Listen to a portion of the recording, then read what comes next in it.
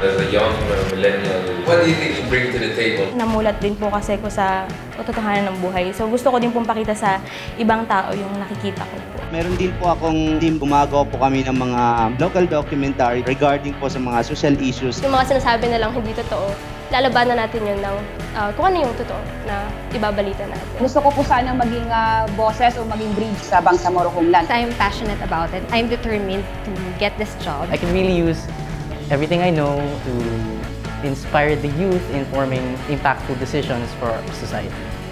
Find out who makes it to the final reporter lineup of Stand for Truth. Premieres April 15, 8 p.m. on GMA News Online and on GMA Public Affairs YouTube channel.